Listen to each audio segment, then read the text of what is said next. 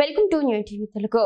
ఖమ్మం జిల్లా వెలుగుమట్లలో భూదాన్భూ బాధితులను BRS working president KTR కలిశారు. ఈ సందర్భంగా మీడియాతో ఆయన మాట్లాడుతూ శత్రు దేశంపై దండయాత్రకు వెళ్లినట్లు 4000 మంది పోలీసుల పహారాలో పేదల ఇళ్లను కూల్చివేయడం ఇందిరమ్మ రాజ్యమా అని నిలదీశారు. బాధితులకు అండగా ఉంటామని, బీఆర్ఎస్ అధికారంలోకి రాగానే ఇదే స్థలంలో ఇల్లు కట్టించి ఇచ్చే బాధ్యత తనదని ఆయన భరోసా ఇచ్చారు.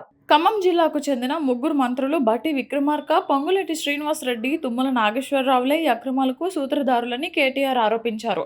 సుమారు 60 ఎకరాల విలువైన భూదాన్ భూములపై మంత్రుల కన్ను పడిందని, వారి అక్రమ సంపాదన కోసమే పేదలను రోడ్డున పడేశారని మండిపడ్డారు.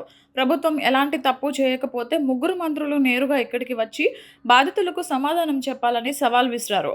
ఏ తప్పు జరగనప్పుడు ఆర్డీఓను ఎందుకు బదిలీ చేశారని ప్రశ్నించిన ఆయన, ఒక అధికారిని బలిపాసు చేసి ప్రభుత్వం తప్పించుకోవాలని చూస్తోందని విమర్శించారు.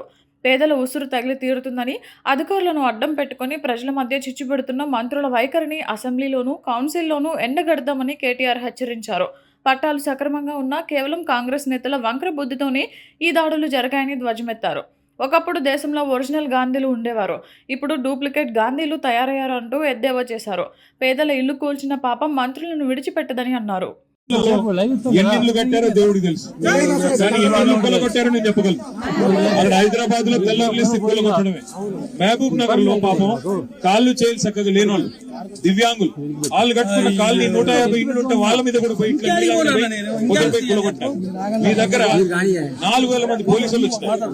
ఒకటిగా శత్రు దేశం మీదకి దండయాత్రకు పోతారు చూడు, అట్లా వచ్చి తెల్లారి పూట నోటీస్ ఇవ్వకుండా మీ మీద వచ్చి దాడి చేసి మీ నోటికాడు బుక్క లాగేసుకుని ఇవాళ మీ పిల్లలు చదువుకునేటోళ్ళు ఉన్నారు. వాళ్ళు పరీక్షలు రాసే టైం ఇవాళ మిమ్మల్ని రోడ్డు మీద పాడేసింది ప్రభుత్వం. నేను అందుకే అంటున్నా, ఇందిరమ్మ రాజ్యం అన్నారు. ఇందిరమ్మ రాజ్యం అంటే ఇల్లు కొట్టడం. మీకు ఇలా ఏ ఓట్లు లేవు. నేను రాజకీయం కోసం రాలా. కేసీఆర్ సార్ చెప్పాడు, మీకు చెప్పమన్నాడు కేసీఆర్ సార్. మళ్ళీ మీకు ఇదే వెలుగుమట్లలో ఇదే జాగలో మీకు ఇల్లు కట్టించి మళ్ళీ గృహప్రవేశం కూడా మేమే చేయాలి.